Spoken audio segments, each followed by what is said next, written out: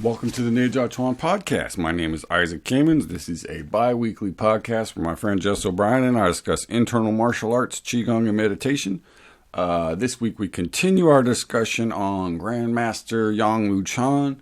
Talk a little bit about his arrival in Beijing and his early life and training and all that. Then we get into Baiwa's introduction into the Tai Chi classics, and we begin our discussion on that. In our Patreon, we begin talking about the other section of the book that we're discussing this season, which is the Guiyan Neigong portion, which is his breakdown of his Neigong system. So hope you check that out. Also, check us out on Instagram, all that stuff. Hope you enjoy the episode. Thanks for listening. Take care of yourselves.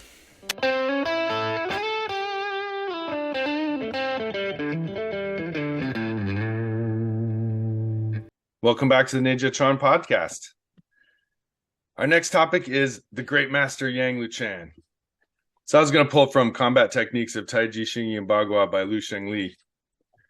That we've looked. He's got some great bios in here that we've covered previously. The most significant growth in the popularity and renown of Taiji Chuan occurred as a result of Yang Luchan's teaching. So it says he was born, to a poor family, as often many of our martial arts stories start. And then he and a friend were sold as slaves to a wealthy family in the Chen village.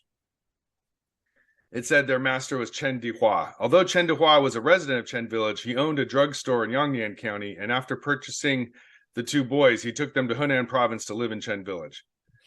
And so the guy they're going to work for, Chen Dihua, he loves martial arts, so there's always teaching going on and fighting. And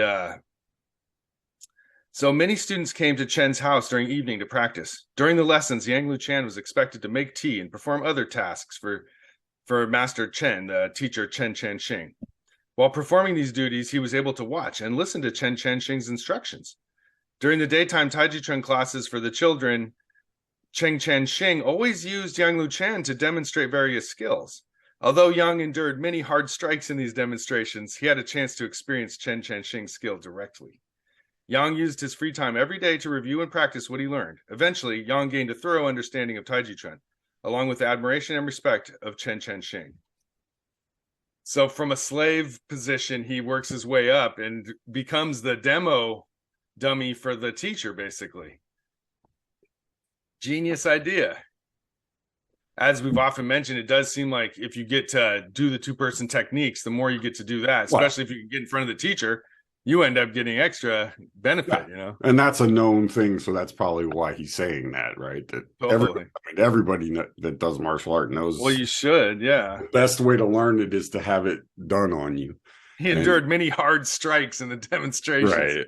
That sounds like an understatement, So just continuing with Master Yang's story, he ends up staying in the household for 30 years.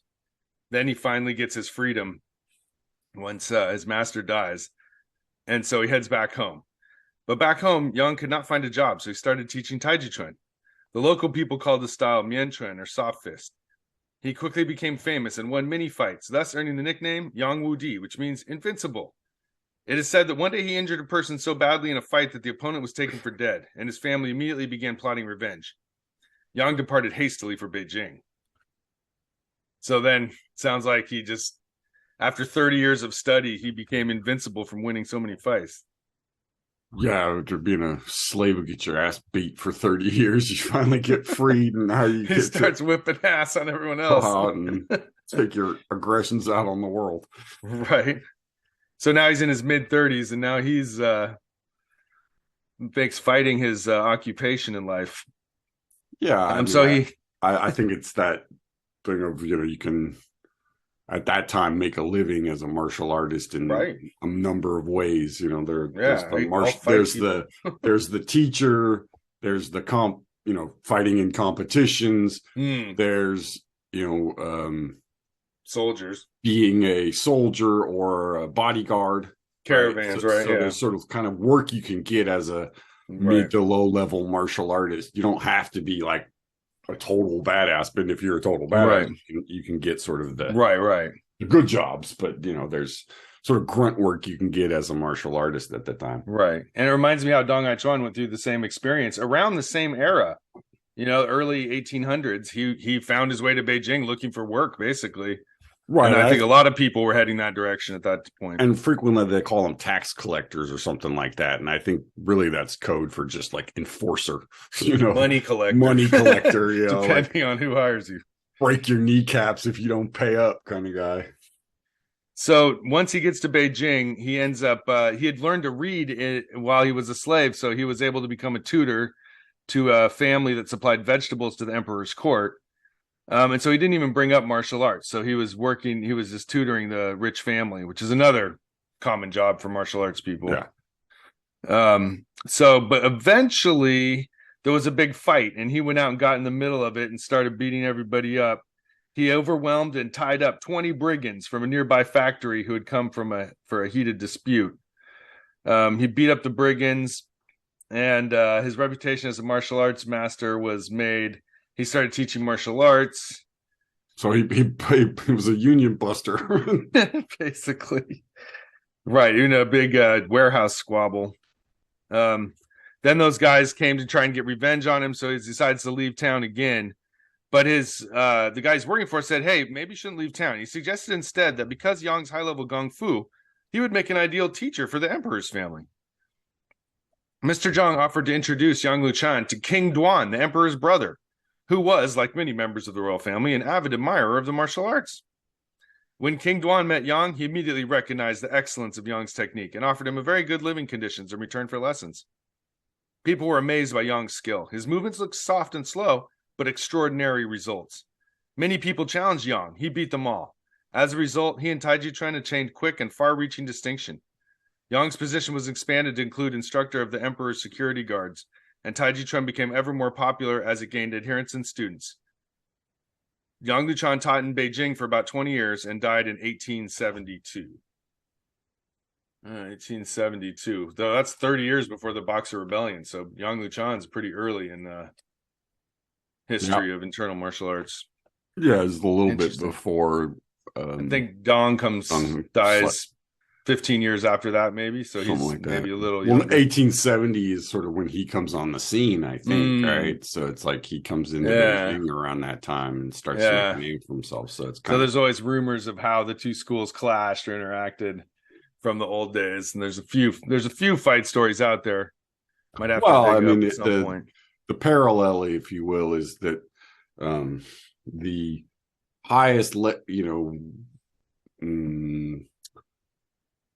of degree or thing you can get as a martial artist at the time was to be somehow employed by the palace, right? So if you're employed, as a like a teacher, that's like a good. But if you're, giving command of a group, that's even better. There's sort of like these like tiers you can go up, right, ladder. And both Dong Hai Chuan and Yang Chan had this sense of like, they were given these higher up positions in the palace, and that just elevates your martial art to a certain standard. Mm-hmm. It's like kind of saying like, I don't know, it's like having a top 10 hit or something, it just it gives you like street cred. Influence, and a higher pay grade, obviously. Yeah. It's like... Well, one thing I wanted to pull out was like, he mentions here that he looked soft and slow, but he had extraordinary results. Like that's the Tai Chi that we all know and love, right? Like it sounds like it was kind of how it was then is probably, at least in some ways, similar to how it is now. And not only that, they attained quick and far-reaching distinction, meaning he quickly rose up in popularity in the mid-1800s. So it's not like Tai Chi had a long time to build a reputation. It was like, boom, flash. It just hit the scene and got really popular quick. Yeah, I mean, there's, different theories on why that happened. I think one of them is that it's got this sort of dual thing of it's a health thing and a martial art, and that so it appealed to a lot of people. Simply, it was like kind of a time saver, right? You didn't have to practice qigong and martial arts; you could do them at the same time. That is kind of nice. Yeah, that appealed to people who because I think people at the time, like qigong was a fairly common thing, and martial arts were a fairly common thing, but you did them separately, and right. This was sort two of for one. was like, no, you can put them together and, save yourself an hour a day, which you can, farm more or whatever. Next, we're going to take a look at Uncovering the Secrets of Internal Power in Taiji by Baihua. So the next section of the Taiji Chuan Jing starts like this. The qi should be full and surging, and the spirit should be restrained. So that's the quote that Baihua then breaks down from there. So I don't know, what do you think just looking at that on the surface? It's like the qi should be kind of young and happening. The spirit should be restrained and withdrawn somehow. Yeah, it's the idea of you can expand your chi, fill your chi, whatever you want to call it, run your chi without using like a forceful mind, right? Like you don't have to get excited to do it, right? So you can take full action, but your mind's not like launching forward. You're just staying pretty centered, kind of. William Chin's quote was something like, don't get excited, you might miss it, right? Like if your mind is like, you're going to miss what's happening in the moment, right? So it's like, it's this idea of staying, calm, essentially, in your mind.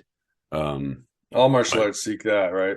But while being completely full and alert, right? So it's like, that and it's, there's going to be a lot of these things where it's sort of opposite. That's the whole theme of this. Isn't that the point? Right. It's in the name. So, again, it's also like, you're still in the like big picture instruction part of the Tai Chi classics, right? It's like this is the mindset, kinda, right? But this is kind of like how your mind and your body are gonna generally work together. It's nothing specific, but chi surging is one of the things that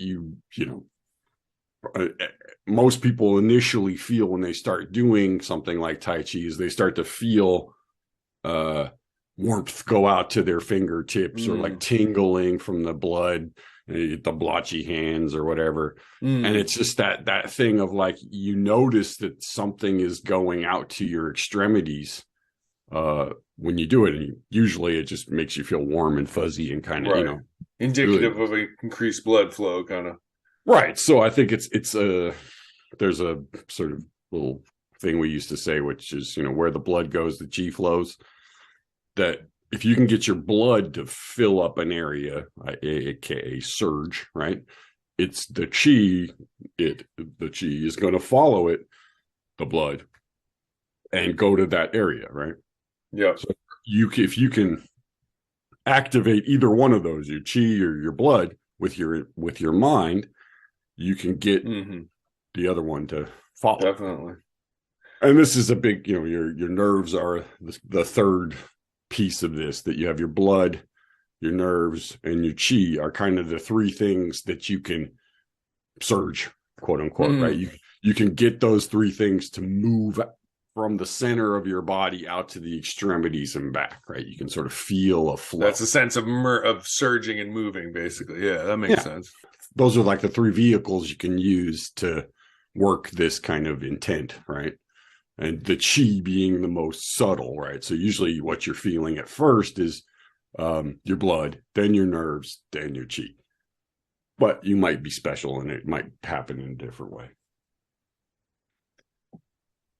So he starts to break down this quote in his way. So what does he have here? He says that chi surges from the force that is generated by specific actions rather than hallucinations and nerve-ending sensations that could be produced by your imagination. So he draws a distinction between your imagination, your E, versus what the actual chi seems to follow more the physical, some kind of physical action involves how the energy moves, and the mind wouldn't include that physical component. So he's drawing a distinction there, I think. Well, I think he's saying it's a physical action, not a visualization, right? That something that you're doing is going to create this chi flow, right? Which is different from feeling your nerves or just imagining something happening that's not actually happening, right? That the fundamental thing about most Taoist practices is that you're not visualizing qi, you're actually feeling qi, even if you can only feel the tiniest little sensation of it. It's like, that's better than just kind of imagining stuff in your mind. Right. That's something actually happening. So he uses that metaphor in the next paragraph. He says, the surge of qi is a physical phenomenon. For example, holding a small balloon from both sides with both hands, you take turns squeezing one side or the other and relaxing the other. He says the air pushes to the opposite side in response to the pressure. So this is what he calls a surge of qi. So there's a very there's like a pressurized element of the surging of qi. It doesn't like drift. It surges. Yeah, I mean, I think it's surge in the way like a tidal wave would surge. You know, it sloshes is the way Bruce would always say it, not surge, but there's kind of a water-like quality to it, so it can move through your body sort of and all at once, and like kind of go from one side to the other, or it can move in waves. It can go up and down. So it's fluid, so you can literally, that's what fluid means, is you can move it in different directions, right? Like this surge of qi he's talking about reminds me of analogous to pulsing, where you sort of open all your joints to surge an arm forward or to surge it back, as opposed to dissolving, where there's a drifting, like dissolving feeling. Pulsing has that surging feeling to it. You know what I mean? Like it's a different way to move, and your body and your energy. The action he's describing is essentially, you know, if you have a ball between your hands and you push on one side, it's the squeeze. The pressure's going to go to the other hand, even though, you know, it's pushing on the whole ball, right? So that action is essentially like a compression, right? And then when it goes to the other side, it's an expansion. So it's a compression and expansion, which is the action that all Tai Chi train, and it's heaven and earth and spine qigong too. Well, those would be specific, you know, to like really go in with a microscope. I think this is more like, that's what I'm saying. This is more like the sense of getting it to go from your back leg to your front leg, or from your belly to your feet, or your hands to your feet. So you could learn that in side to side shifting of energy gates. Well, that's the first stage of it, right? Yeah, and then you get into like the little thing of, I can actually do it inside my joints, or inside my spine, or inside. That's more like heaven and earth. Well, that's Tai Chi, but it's the more advanced levels of Tai Chi. I mean, that's what he said earlier, right? That, like, you know, in the Patreon thing, we go over his Neigong stuff, and the thing he says in the Neigong portion is, spoiler alert, that it's the same as practicing Tai Chi Chuan, right? So Tai Chi Chuan, his Neigong, all Neigong really, but he's saying his is the same. That the same way what you do inside of, you know, Wu style Tai Chi is almost exactly the same as what you do inside of energy gates and heaven and earth and bend the bow. Right. You know, it's just, that's how it is. So and that reminds me of the philosophy we learned, which was you train Neigong within sets of Neigong, but you also train it within martial arts sets. You don't even have more to. So. You don't have to, but can, like whenever we learned Bagua together, it was always with Neigong every inch of the way, right? Like I think it's more fun that way, right? Because you learn a internal thing. I mean, there's all right. So let me put this. You can learn the principle, right? You could study the ideas and work on the very specific principles of Neigong, right? And you can get it that way, and then you can apply that to, you know, moving around and doing martial arts and stuff. Or the more common thing is you start with the form, and you get your body to be able to move, and you get pushed around a little bit to kind of just not be afraid of that stuff. And that starts to get your body to move in a certain way that helps you feel some of this stuff. and then you start being able to feel the internal stuff, right? So you can go from the inside out or the outside in. It's kind of a, pre-heaven, Right. post-heaven parallel. So that kind of like acknowledging the fact that there's this, chi moves this way is part of, what you got to know to do Tai Chi.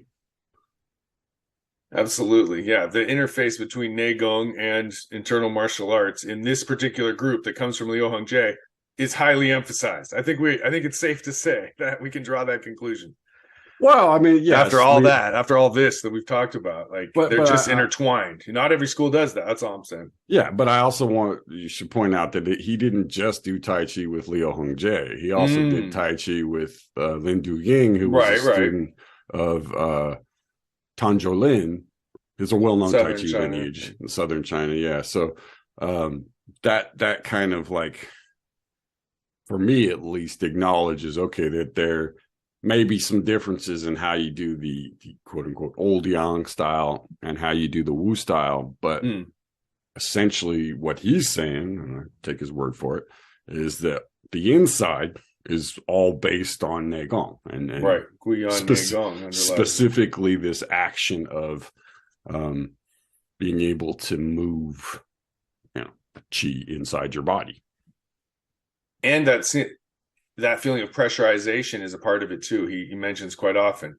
Well, and here the next paragraph, he says the surge of chi to show the chi bulging in the body is more complicated than showing it on a balloon. It's impossible for someone to squeeze your body and move it around, so you must rely on the coordination of the body's essence, chi, and spirit, the three treasures, the so-called inner 3-in-1.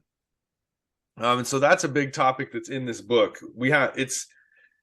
It's talked a lot about in the Guiyan Neigong section of the book, and so now he's applying these Neigong principles here. So we're not going to go into it here as much as we will when we cover it in the Guiyan Neigong section in the Patreon episodes.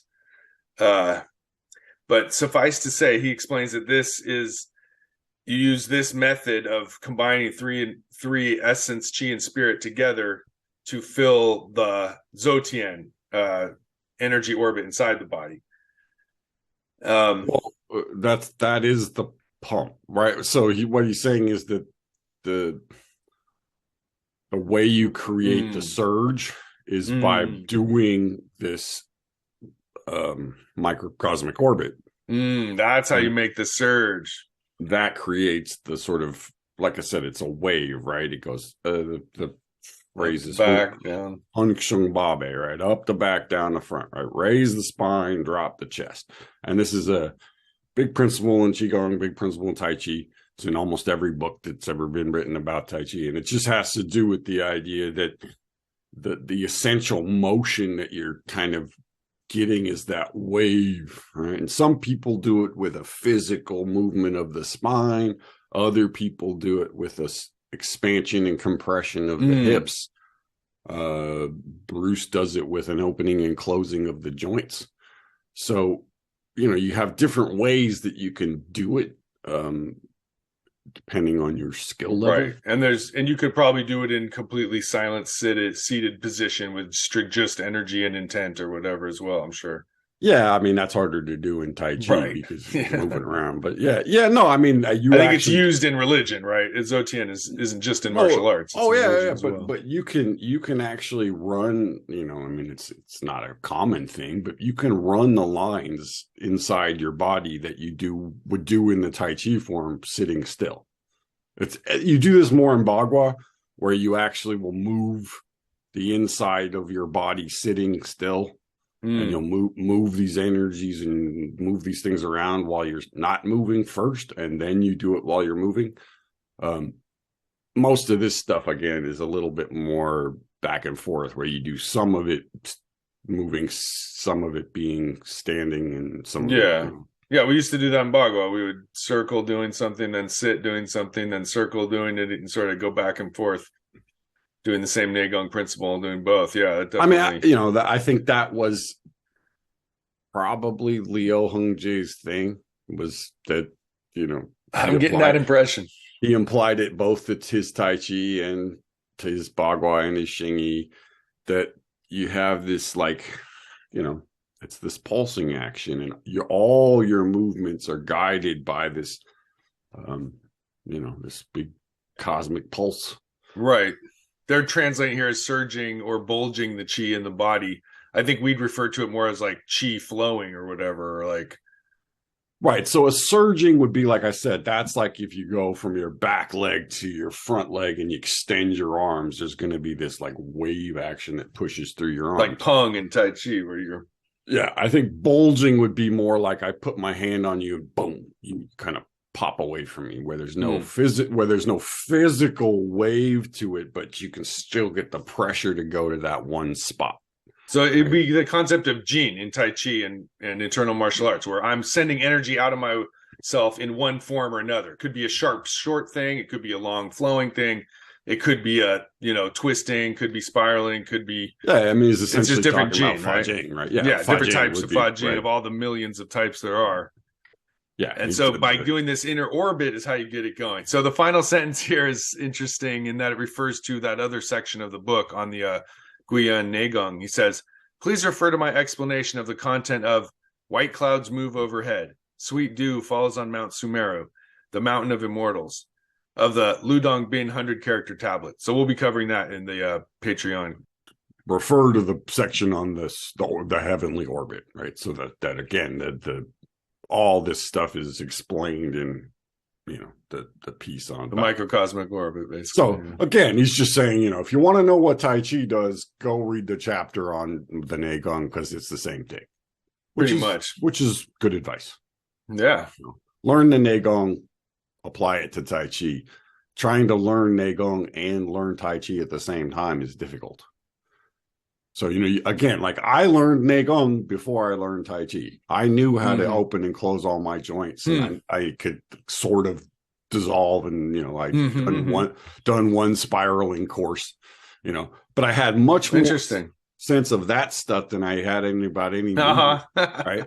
That's funny, because nearly all the rest of us came at it from martial arts and then found most people start with, here's the commencement, and, a couple of years later, they start doing some internal stuff. So, I kind of came at it from this again. I mean, I think this was Liu Hongjie's method, right? So this is, you learn how to do it inside your body, then you apply it to the art of your choice.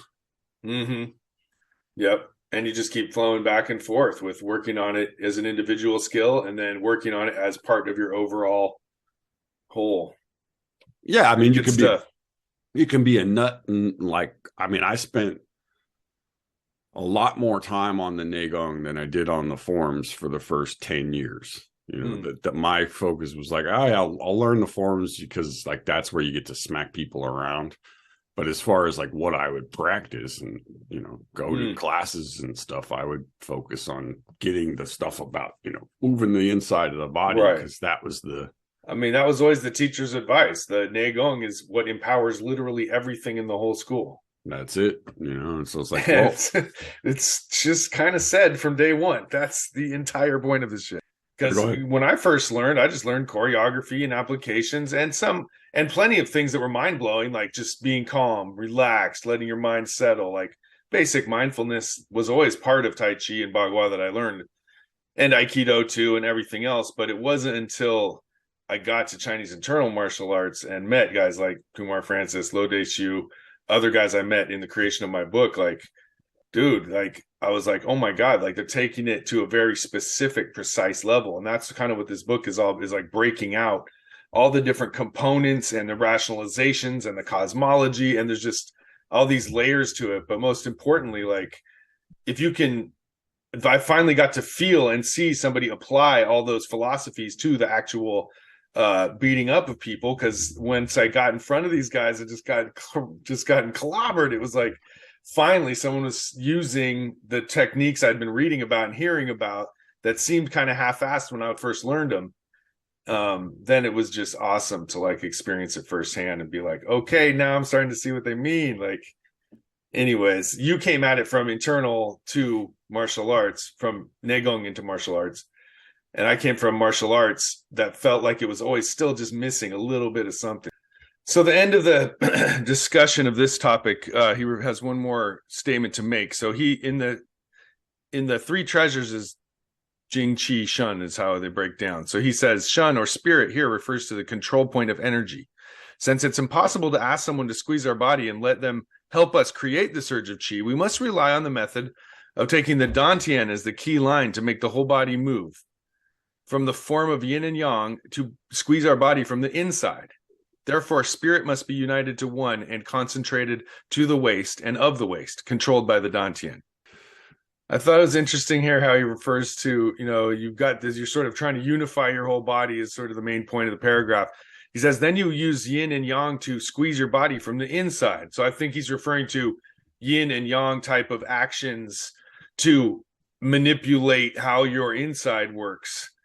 Rather sort of like the balloon metaphor, you've got to do it yourself. You don't have hands outside squeezing you. So you've got to move your own inner body through yin and yang types of actions. What do you think of that? Yeah, I interpret it as essentially you have the Choten, the heaven, earth is up and down, and then the yin and yang is side to side, right? So you end up with up and down and side to side, which is kind of the main thing. And then that the being able to have these two flows, right, the up and down and the side to side from your waist, where they meet is your lower Dantian. Right? Yeah, and that seems to be the whole point. It keeps returning to the lower Dantian. Well, and that's where the whole spirit journey starts, right? Is your lower Dantian. Now you're into, if you will, if what Bruce would refer to as meditation or internal alchemy. You've kind of made the transition from just doing regular, sort of over the counter Neigong, right? To now you want to work on the deep, dark stuff. Right. This is the Shun of the three levels. There's Jing, which is sort of the body. Qi is the energy. Then Shun is that higher level of working with the mind, the unconscious mind, your spiritual awareness kind your of. Your emotions are kind of the first place you would start. And they just translate that to spirit, like all that stuff beyond energy is quote spirit. And in some ways, that's kind of I think of it as like, to take the martial analogy, it's like after you can hit and take a hit, you start dealing with, well, what is like happening in your mind, right? Like not your body anymore, right? Because your body's good, you're safe, and you defeated your enemy. But then there's the sort of like, what's going on in your mind, before, during, and after a fight, right? Like, and it's really about sort of taking that energy and processing that or a fight is just an example, any stressful situation, and making that energy sort of circulate back into the heavenly orbit, right? So like, it's sort of this chicken and egg thing, right? You create the thing so you can do stuff, and then when stuff happens, you can use that process to settle it back down. And so this again goes back to, why do you need to do it in the first place? Is to strengthen your body and your Qi. Why do you continue to do it after you have a strong mind and strong body? Is so that you can work on your emotions and your karma and that sort of stuff. And if you want to know about all that, you can listen to our series on the 8 energy bodies that we did, because we talk about all the layers of that whole thing in the meditation and Bhagavad and stuff. So just kind of for that reference point. Good talking to you. Let's keep the conversation going. All right, man. Take care. Hey, folks. Hope you enjoyed the episode. Just a reminder, on the Patreon, we have, in addition to the current stuff, we also have an interview we did with Bruce, interviews we've done with other friends of ours, students, Bruce's, etc. And we also have some bonus episodes available, the stuff from previous seasons, things like that. So you might want to check that out. Take care of yourselves. Thanks for listening, and be well.